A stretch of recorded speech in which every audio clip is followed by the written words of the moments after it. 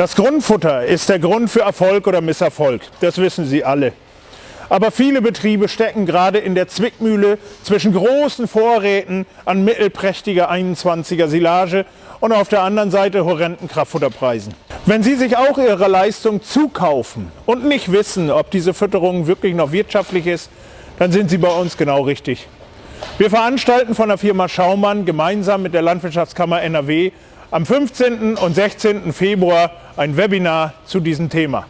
Wir werden kurzfristige Lösungen aufzeigen und auch lang- und mittelfristige Wege aus der Kostenfalle erarbeiten.